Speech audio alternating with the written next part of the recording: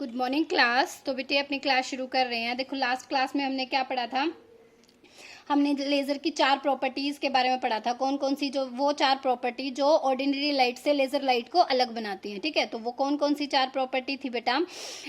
एक थी अपने पास मोनोक्रोमेटिसिटी, एक थी हाई इंटेंसिटी, एक थी हमारे पास क्या कोहेरेंस, और एक हमारे पास क्या थी डायरेक्शनलिटी। ठीक है, इन चारों प्रॉपर्टी के कारण जो हमारे पास लेज़र है उसका जो बिहेवियर है वो ऑर्डिनरी लाइट से अलग है। ठीक है, इन्हीं 4 प्रॉपर्टीज़ के कारण हम लेज़र लाइट को क्या है डिफरेंट फील्ड्स में यूज़ कर सकते हैं। जैसे मेडिकल फील्ड में क्या एप्लीकेशंस है उसकी, जैसे लेज़र हमारे हेयर रिमूवल ट्रीटमेंट के लिए, किडनी स्टोन इनके ट्रीटमेंट के लिए। ठीक है, और हमारे पास हर फील्ड में, इंडस्ट्रीज़ में ड्रिलिंग के लिए इनका काफ़ी यूज़ होता है। ठीक है, तो हर फील्ड में इनका यूज़ होता है, वो इन 4 प्रॉपर्टीज़ के कारण ही होता है। तो वो बहुत इंपॉर्टेंट, आपको वो ध्यान ज़रूर रखनी है भाई।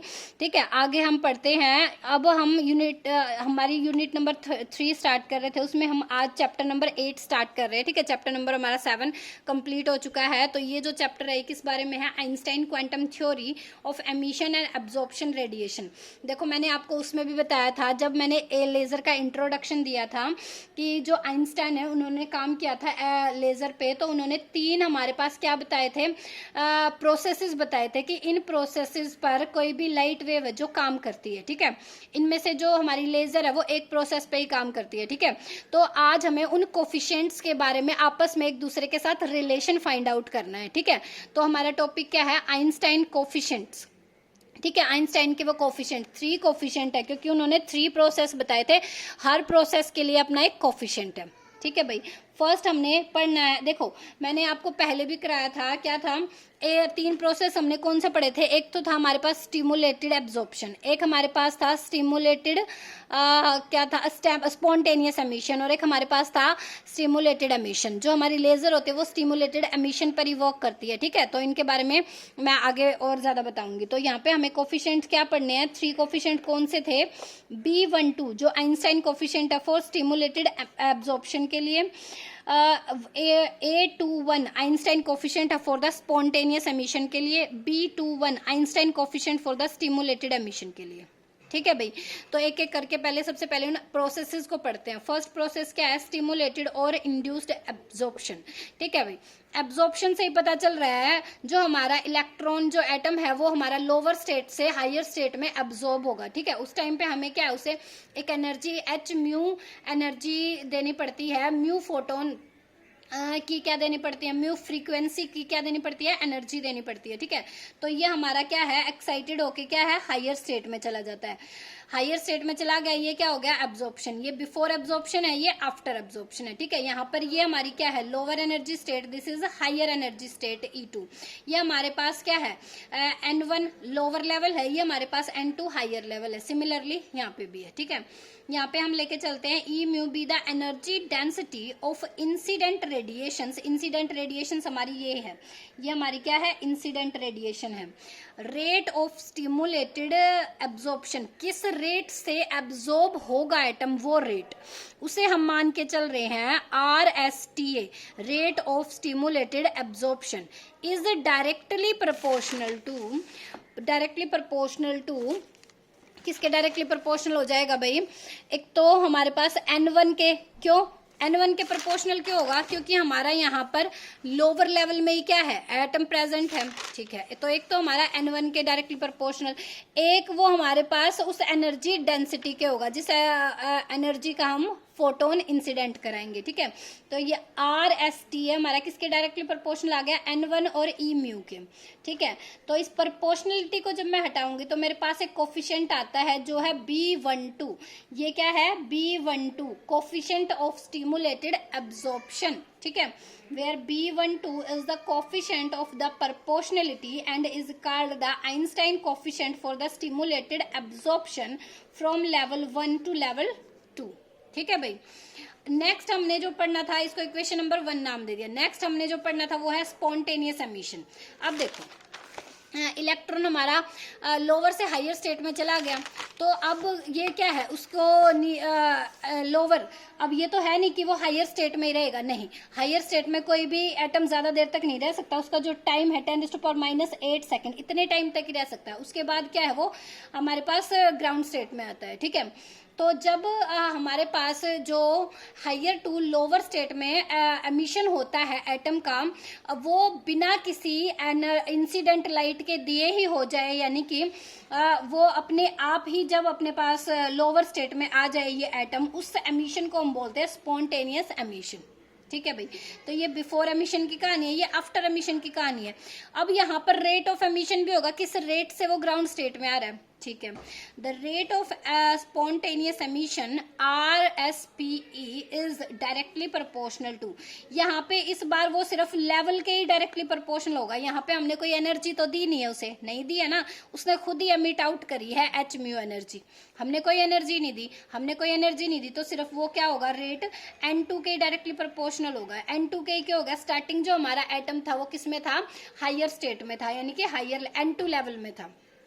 तो RSPE इज इक्वल टू, इस प्रोपोर्शनलिटी को हटाऊंगी तो मेरे पास एक कोफिशिएंट आएगा, तो वो है A21। A21 यहाँ पे क्या है, कोफिशिएंट ऑफ स्पॉन्टेनियस एमिशन, ठीक है, इनटू में N2, where A21 is a constant of proportionality and is called Einstein coefficient of for spontaneous emission। ये क्या है, Einstein coefficient of spontaneous emission from level 2 to level 1, ठीक है भाई।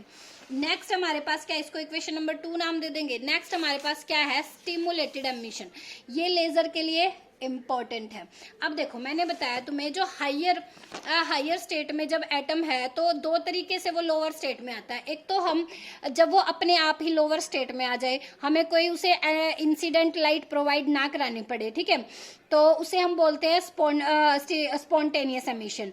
जब हमारे पास जो हायर स्टेट में अपने पास एटम गया है वो 10⁻⁻8 सेकेंड तो यहाँ पे रहता है, लेकिन वो अपने आप आने की कोशिश नहीं करता है जब लोअर स्टेट में, तो हमें वहां पर एक म्यू फ्रीक्वेंसी का फोटोन एमिट आउट कराने पड़ते हैं, और वो उनकी जिनकी एनर्जी होती है h म्यू, ठीक है, इसको एब्जॉर्ब करने के बाद ये क्या है, एमिट आउट होगा, ठीक है।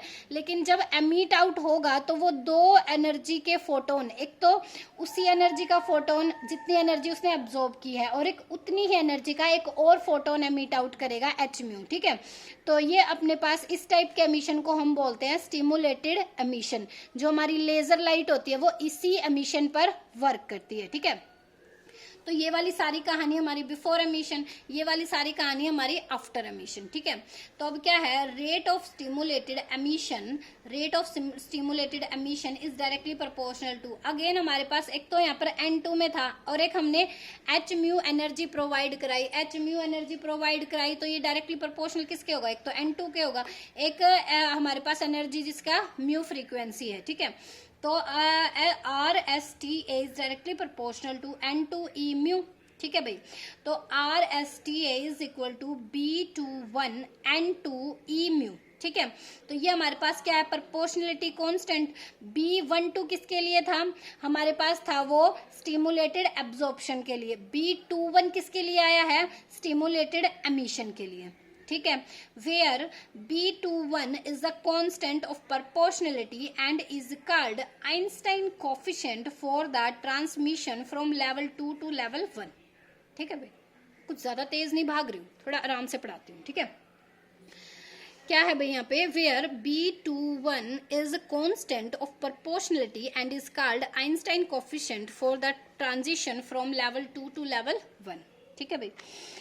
अब देखो हमारे पास इन थर्मोडायनामिक इक्विलिब्रियम स्टेट क्या होती है भाई, इक्विलिब्रियम स्टेट ये है जब हमारे पास इलेक्ट्रॉन एब्जॉर्ब होने के बाद हायर स्टेट में चला गया, तो उसके पास दो ही तरीके हैं, या तो वो स्पॉन्टेनियस एमिशन से ग्राउंड स्टेट में आएगा, या फिर वो स्टिमुलेटेड एमिशन से ग्राउंड स्टेट में आएगा, ठीक है।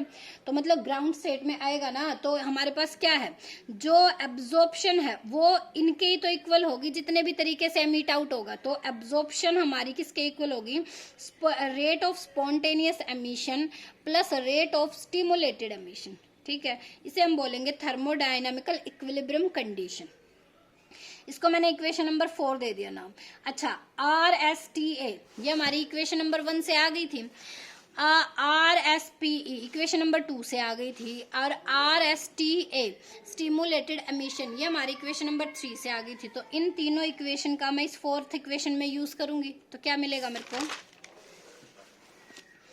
B12 N1 E mu is equal to A21 N2 प्लस B21 N2 E म्यू।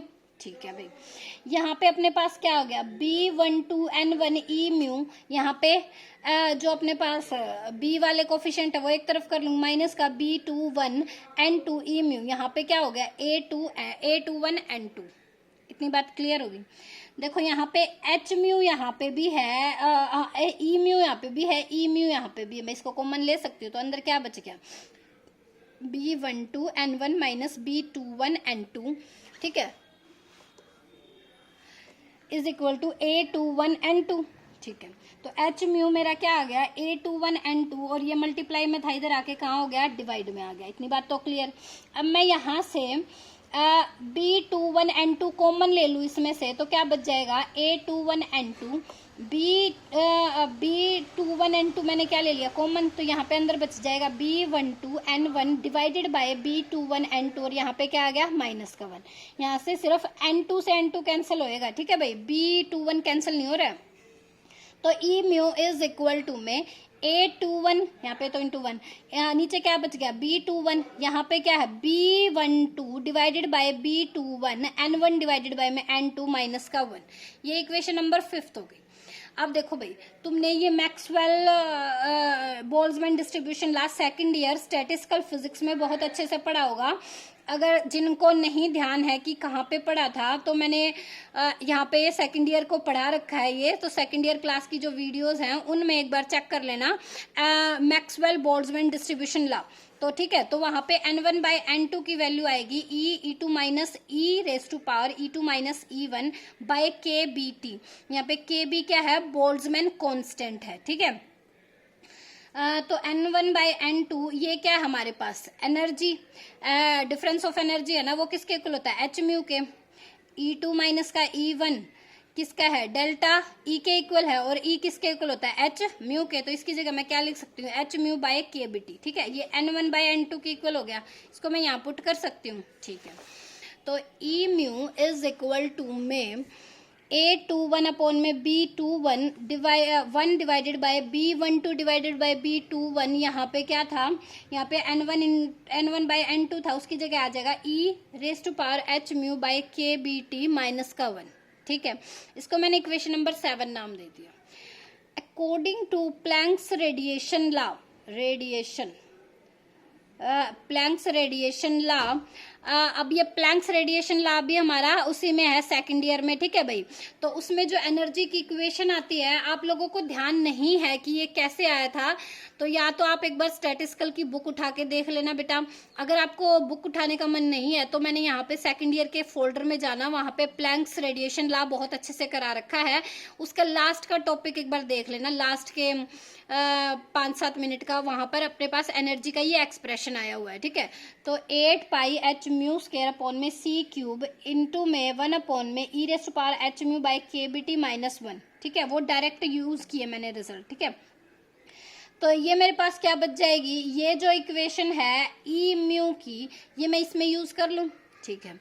इन दोनों को कंपेयर करूंगी, तो ये जो इक्वेशन है मेरी, ये किसके इक्वल आ रही है, इसी के इक्वल आ रही है, ठीक है। तो A21 B21 is equal to 8 pi H mu cube by C cube. यहाँ पर ये C क्या है, ये हमारे पास रूट मीन स्क्वायर वेलोसिटी है, ठीक है, रूट मीन स्क्वायर वेलोसिटी।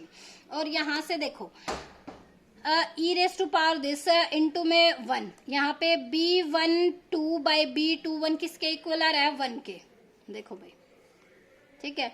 तो B12 by B21 is equal to 1, यहाँ से क्या आ गया, B12 is equal to B21, मतलब coefficient of spontaneous emission is equal to coefficient of, ये क्या है, coefficient of stimulated absorption is equal to, ये हमारे पास किसका कोफिशिएंट है, स्टिमुलेटेड एमिशन, स्टिमुलेटेड एमिशन। ठीक है भाई, ये हमारा क्या था, आइंस्टाइन रिलेशन था बिटवीन द, ये आइंस्टाइन कोफिशिएंट्स थे हमारे और उनके बीच में ये रिलेशन फाइंड आउट करता है। एग्जाम पॉइंट ऑफ व्यू से काफी इंपॉर्टेंट है, 4 to 5 मार्क्स में जरूर आता है। ठीक है, जितना मैंने ये आपको लिखवाया है ना, पढ़ाया है, इससे बाहर आपको लिखने की बिल्कुल जरूरत नहीं है। ठीक है, आप इतना बहुत अच्छे से लिख दोगे तो आपके बहुत अच्छे मार्क्स आने के पूरे चांस है भाई। ठीक है, बाकी तो भगवान ही तुम्हारा रखवाला है। ठीक है, पढ़ोगे तो अच्छे मार्क्स आएंगे ही। और कोई भी प्रॉब्लम हो, इस टॉपिक में कुछ समझ ना आया तो आप मेरे से पूछ सकते हो। ठीक है, और पढ़ते रहिए। All the very best, thank you.